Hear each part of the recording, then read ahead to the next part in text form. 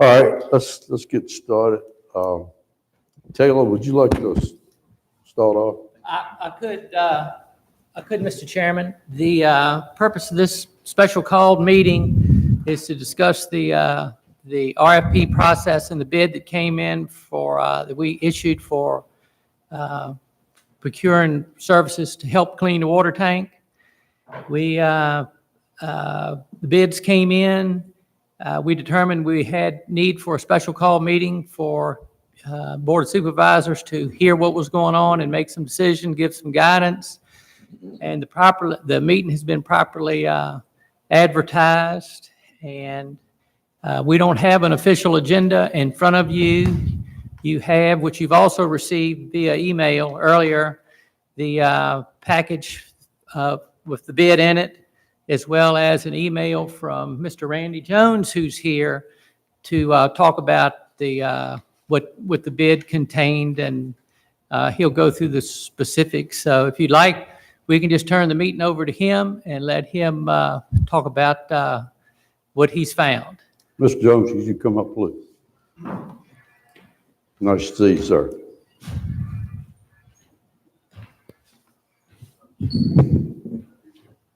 Thank you, Mr. Chairman. As it was stated, we received bids on the temporary transfer potable water system. When we did the cost estimate, we met with a Representative Noah Kitwick with Rain for Rent. We tried to get an estimate on what it was going to cost to put in a temporary transfer pumping facility with a tank to be able to handle fire flow. At that time, he wanted to meet on site because they didn't like to give out rough budgets. As his comment was that he would meet, take the information back to the other engineers, and provide us a cost for what this project would run. So we met on site, and we met at the county administrator office and went out on site. And eventually, he sent me a proposal under $150,000. And he was telling me that was what the cost was going to be for their equipment and setting it up and getting prepared to operate. And that wasn't just an estimate, that was that quote. So I didn't do any additional markup to that particular quote. I added some other costs that the county would have to do, like the sand base, to go into the foundation, and some contingencies in it. Anyway, we got the bids in, and the bids still being at that quoted price of $150,000. It was exactly the number is $229,342. And so I contacted Noah to find out why the cost went up from what we originally have been quoted, because I didn't really change the scope. The only thing I did add to that scope from the initial quote was a flow meter and a turbidity monitor, just to have a benefit of being able to tell the health department, hey, we actually even have a monitor monitoring the water coming from the temporary system. But it's not a requirement. But that was in his quote about $8,000. So I did add that. So when we got the bids, and on the letter, I listed the things that they said caused the cost to go up. And I do want to make clear, when we met, I made him aware this was a potable water system and that I would have to comply with the Virginia Health Department concerning that the materials and pumps and stuff you use would be used only for potable water, and they have the NSS 61 standard. And so he sent me some information back and forth from the bladder tank and whatever, stating that NSS 61. But anyway, when he got the bids back, he said his comment was he had to purchase some additional pump because the pump he had, allocated for the project was going to another project. And then the tank he was going to use had been going to another project. And so they had to ship the tank from California to this area, which increased costs. And then he forgot to fail when he gave me a quote that this would be a wide load hauling of transportation. So he had to get permits for that. And then, as you know, there's been some tariff tax being applied, and I have seen that impact throughout my other projects. That had about a $5,000 of, say, $6,000 impact. Then he had to, again, likewise do some modification to the jockey and bladder tank. So anyway, that got us up to a cost of $221,926. And with that, he, of course, with some of the costs I had contingency, we got to get temporary electrical there. And then he required, that the county provide the disinfection of the tank. And of course, as we talked earlier, doing the sand basin site restoration. So anyway, I did a revised budget just on the construction alone and having contingencies. And then also, let me add, we work on connect to the 2 fire hydrants. He tells me now we have to actually move to take the 2 fire hydrant assemblies out and connect to the line, which the county would do. So I was looking at estimating this project of being around $300,000 versus 188, not counting engineering, but 188,000. So it did increase. And so as I was had talked to Mr. Harvey about, I guess you got 2 thoughts to be, look at is one, do I want to spend $300,000 to get for a temporary facility to be able to do maintenance on the tank, and after 6 months, you have nothing to show for it, but you spent the $300,000, but you do actually save money from having to put in a elevated tank that you, for demand, you're not needing, which the elevated tank is 1.6. Also, there's a time frame that the county would like to have done this during the summer. And even though we still got time, Rain for Rent told me to take 4 to 5 weeks to get the equipment upon the time we tell them to proceed. Dominion Energy says it'll take them 6 weeks to design the temporary electrical service. Once we got them proceeding, I went ahead and filled out the load letter because I would still like to find out what the temporary cost will be. So if say you should table this to later, we'll have a better cost what that electrical cost can be, because it's hard for me to estimate what the power company would charge, but they're going to charge you full amount on this because they're not really getting any revenue back from it. It's a temporary facility. Right. So I went through looking at all that, and I guess what I wanted to make everybody aware of when you make the decision, because I think there's been some misunderstanding of what we're talking about when we say maintenance of the tank.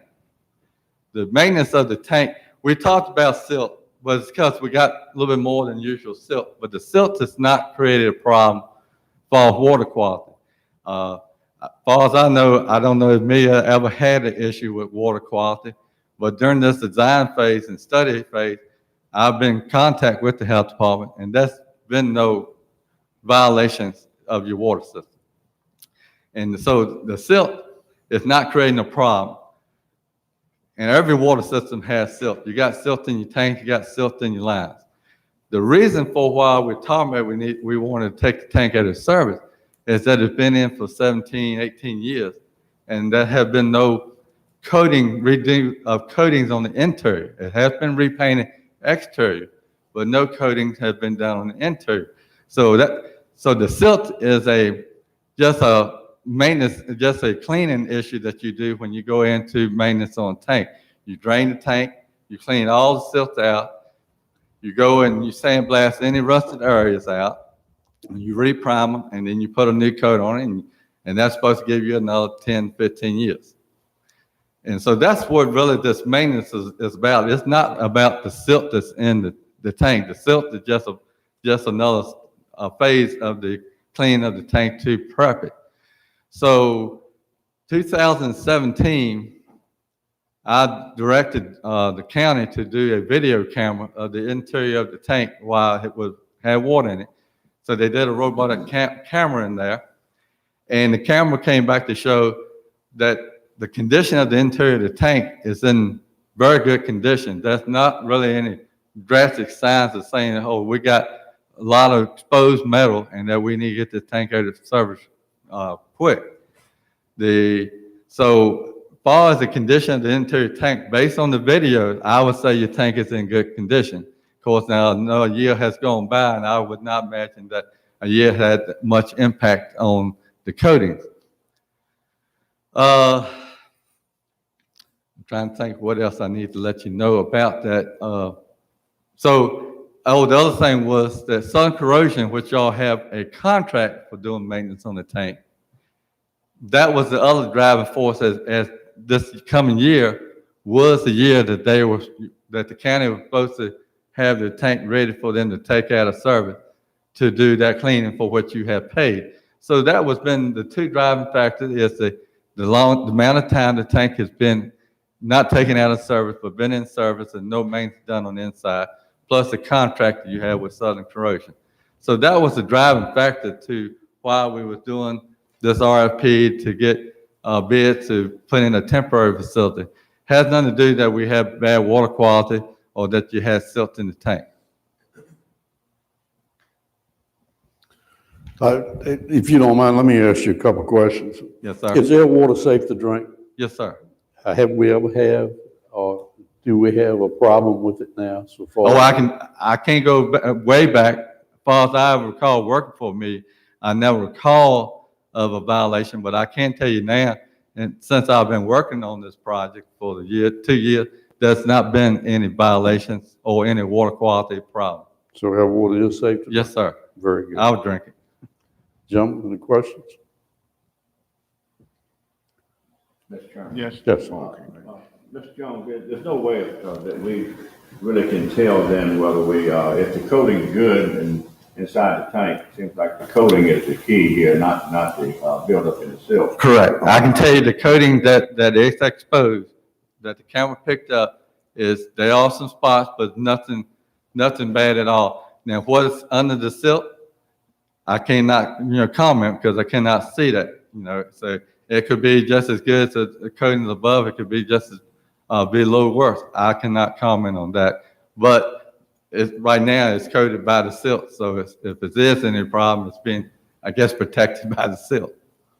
But as long as that camera inside the tank shows us that our coating is in good shape, then it stands to reason we will have good potable water. Yes, sir. That's Yes, sir. okay, so I guess it's no way that we can say we have 1 more year, 2 more years, or 3, or just have one. No, I mean, you can always redo the camera again and see what the condition changed.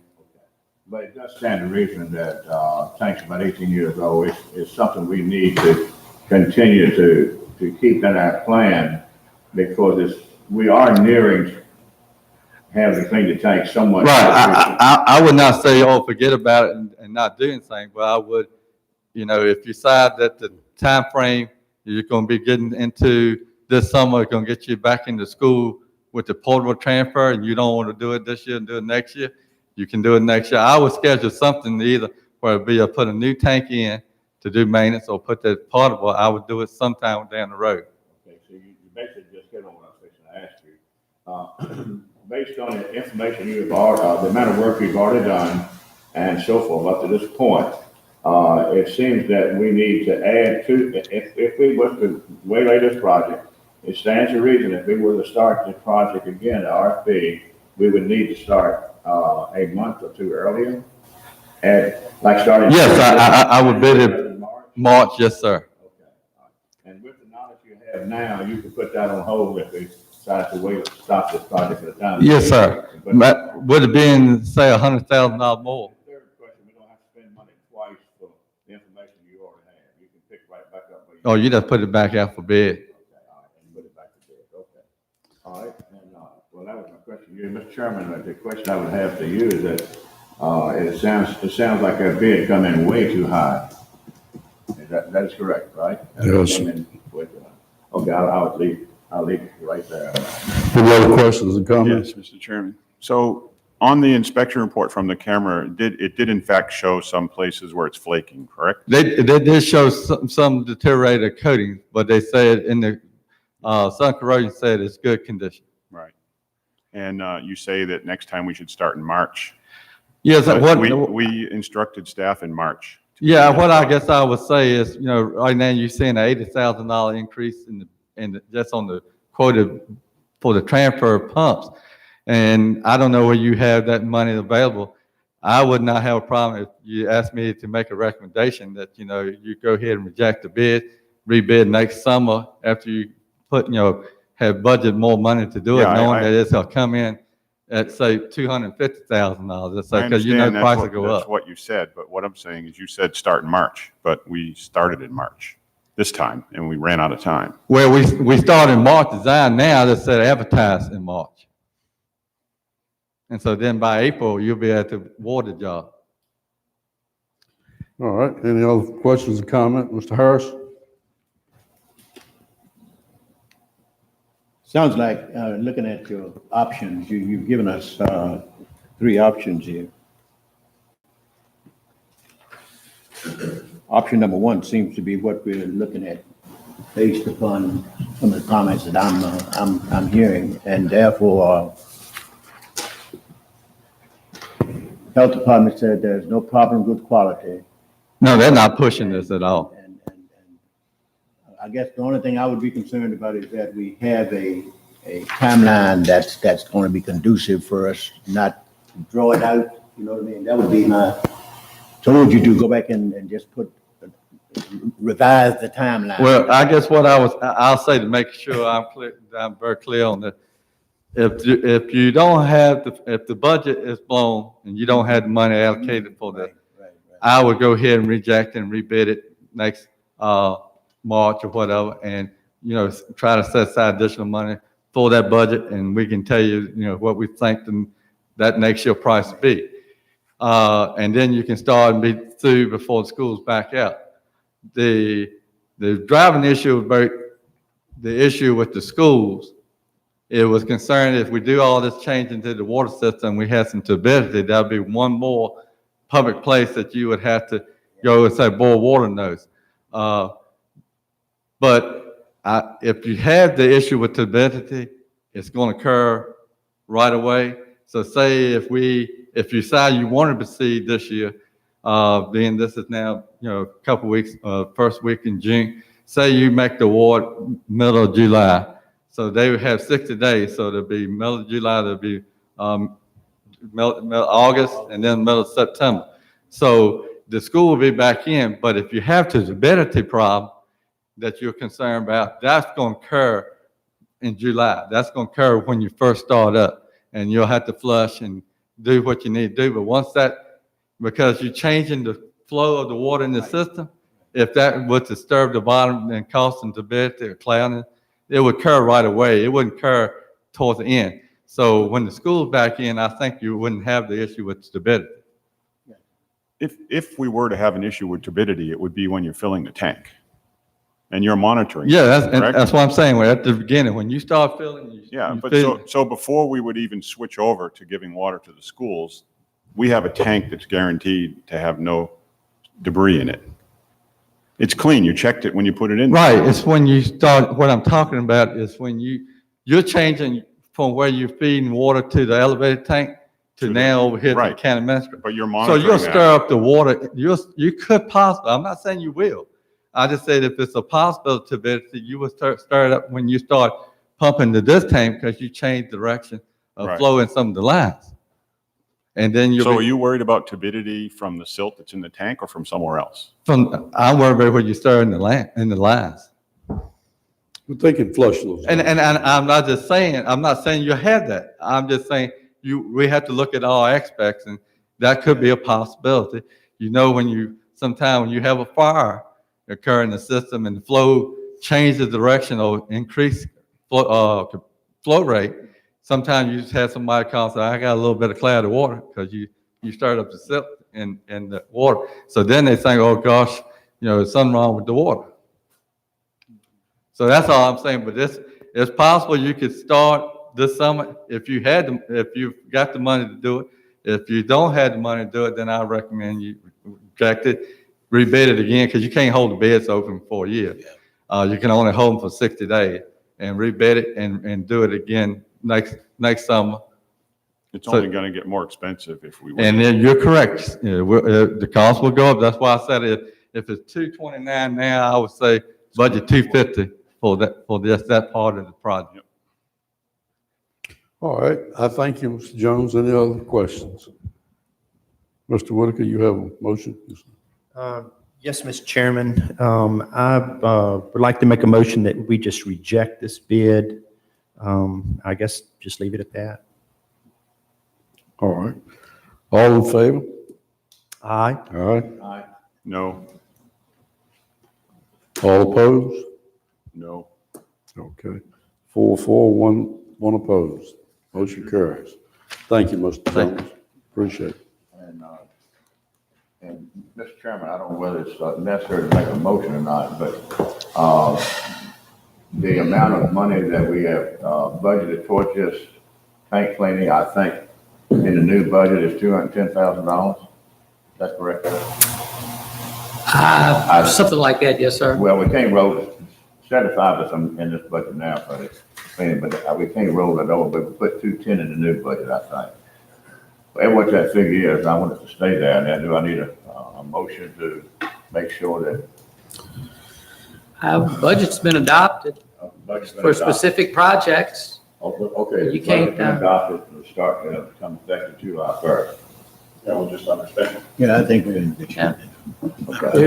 If there's no water tank cleaning project, we won't have the need to spend the money.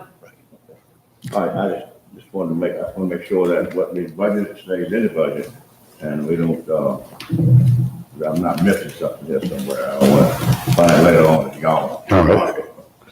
Is there any other questions or comments or what have you? Okay. Mr. Chairman, Yes, sir.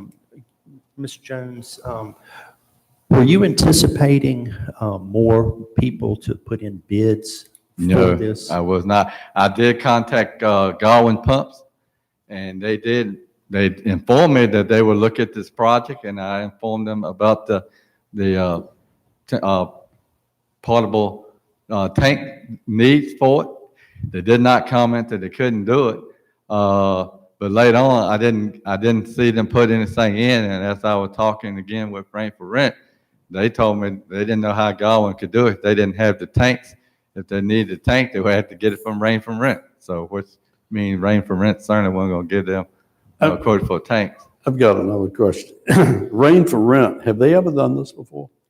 They done a lot of projects. I think this the first time they used this type of tank for a potable water system. But I don't have a problem with the tank. It's a liner. That was one of the comments they had. They increased the liner cost because I required it to be NSF 61, which is a requirement from the health department when you put water in contact with your material. And so I don't know why they didn't give me a quote before with the 61 standard, but it had a cover, it had all liners, so it was being certainly protected from it.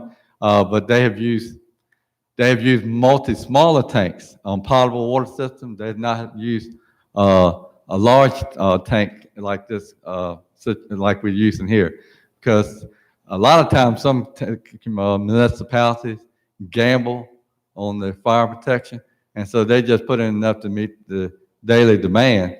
And something should happen, would be an issue, and that's what I made the county aware of. Just we had you had some sprinkler system here that required a lot of flow, and the 100,000 gallon GBC tank wasn't bad to supply that plus your daily demand, and the wells didn't have enough capacity to do it. So that's why we were putting in such a large 370,000 gallon tank, just to be having that security that should a fire occur anywhere, you had the volume of water to fight that fire. Yes. All right. Is there any need for a continued meeting or I'm sorry. we good enough? Have a motion to dismiss? Adjourn? So moved. All in favor? Aye. Meeting's adjourned. Thank you, ladies and gentlemen.